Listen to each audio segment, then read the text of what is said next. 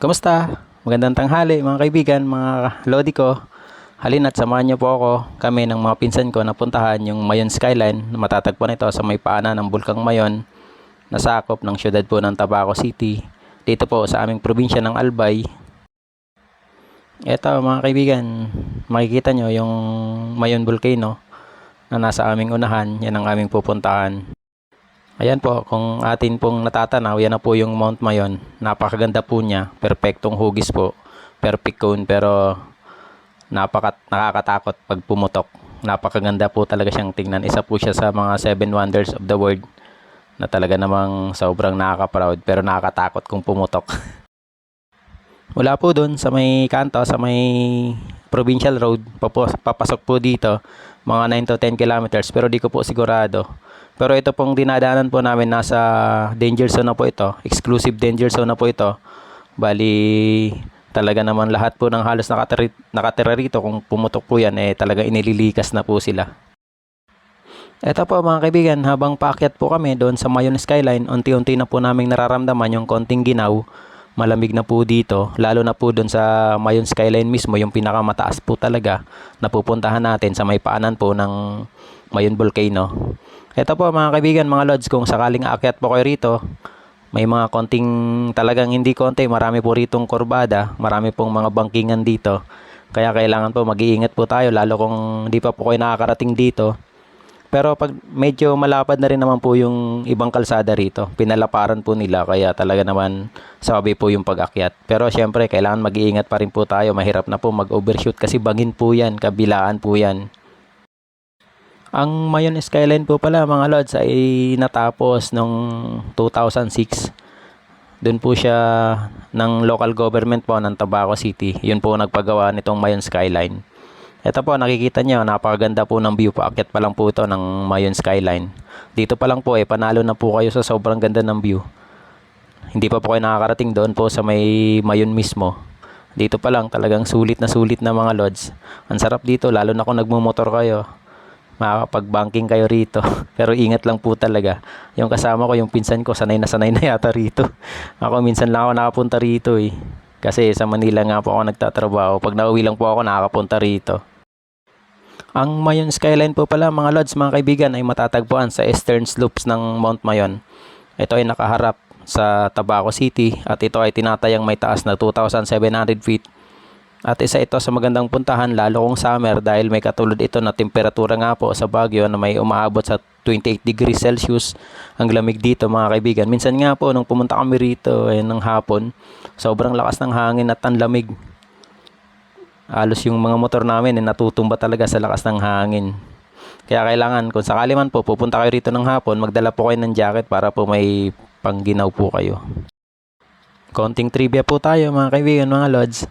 Ang Mount Mayon po ay isa sa 24 active volcanoes ng Pilipinas. Ang pinakamalakas at pinakamapaminsala na pagputok nito noong 1814 na madami po ang nalibing ng buhay na paglubog po ng bayan ng Cagsawa dito po sa Albay. Sobrang nakakatakot talaga to pag pumutok mga lods, kaya kailangan pag mabuti na lang ngayon maganda yung panahon. Kaya nakapunta kami rito mga lods. Kaya kapag nag-aalboruto to mga lods, talagang forced evacuation na yung mga taong ginagawa dito ng local government po ng Albay.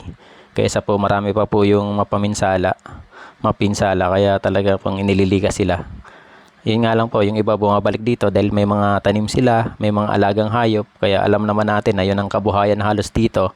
Kaya hindi natin maiwasan na may bumabalik dito. Pero may mga nakabantay naman po mga otoridad dito mga lods, may mga sundalo rin pong nagbabantay sa may papasok po dito. At dahil nga po sa malamig po ang klima rito, madami po ang nagtatanim ng mga gulay na makikita po natin sa Baguio, sa Benguet po. Katulad din po ng mga sayote at iba pa. Marami rin po ang nagtatanim dito mga lods kasi malamig po talaga yung klima rito. Saktong-sakto po sa mga ganong klaseng gulay.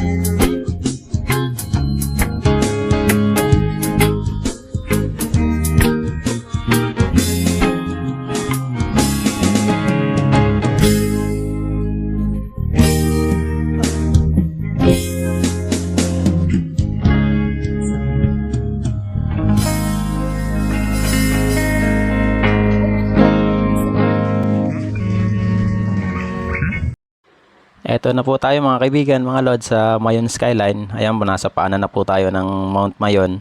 Ayan, kitang-kita po natin si Daragang Magayon. Yan po yung tawag namin dito sa Mount Mayon. Etong Mayon Skyline po mga lods, dati po itong hotel tsaka convention center. Pero ngayon pansamantala po muna siyang sinara. Pagdating nyo po rito, makikita nyo po yung napakagandang view. Makikita nyo rin po yung dalawang bundok na Mount Malinaw tsaka Mount Masaraga. Yan po yung kabuuan po na makikita nyo rito sa may view deck, sa may taas po ng Mount Mayon, dito po sa may Mayon Skyline. Sobrang marami rin po kayong makikita rito ng mga cottages na pwede po kayong mag-picnic. Diyan po kayo kumain kasama po yung pamilya, mga kaibigan. Talagang mag-i-enjoy po kayo dito sa sobrang ganda po ng view. Tapos ganda po ng mga tanawin, yung maganda po yung klima.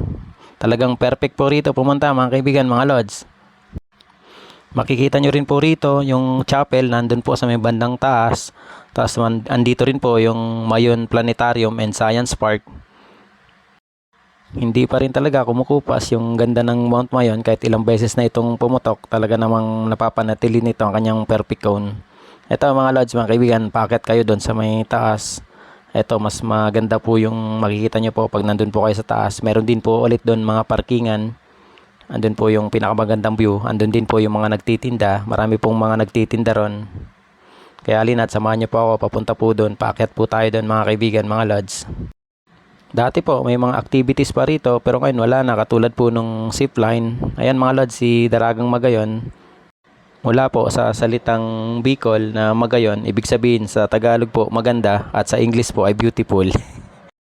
Ito po yung bayad sa parking, kung ano pong klaseng sasakyan ang dala nyo, pati po yung bayad po sa cottages. Ito po, makita nyo rin po yung iba't ibang klaseng mga itak, kutsilyo, na isa po sa talagang pinagmamalaki rin po ng Tabaco City dahil napakagaling po nila gumawa sa ganyan. Tapos ito po yung mga nagtitinda ng mga halaman na talaga naman napakaganda rito mga lods. Sulit na sulit talaga rito mga lods pumunta sa Mayon Skyline. Napakaganda, napakalamig, napakaganda ng view.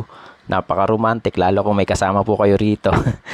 Kaya kung nag-iisip po kayo pumunta rito sa Albay, subukan nyo po pumunta, dumalaw po rito sa Mayon Skyline. Basta po maganda lang po yung view. May kasabihan po kami rito na kung welcome po kayo sa bayan ng Albay, talagang magpapakita po sa inyo si Mount Mayon. Ayan po, kitang-kita po natin, wala pong talagang ulap sa kanya pong dulo, sa kanya pong bunganga. Halina't mamasyal po kayo sa bayan po ng Albay. Dito po, isa pong magandang puntahan yung Mayon Skyline po ulit mga kaibigan. Napakarami po rito kayong mabibili, mga halaman na magaganda, mga bonsai, mga iba pa po, may mga sariwang gulay din po doon sa may baba banda. Tapos andito nga po yung mga pinapanday na mga katulad to, blacksmith, mga iba-iba pong klaseng kutsilyo, gunting, at iba po itak. Sikat po sila rito. Magaling po gumawa ang mga taga-Tabaco ng ganito mga lods.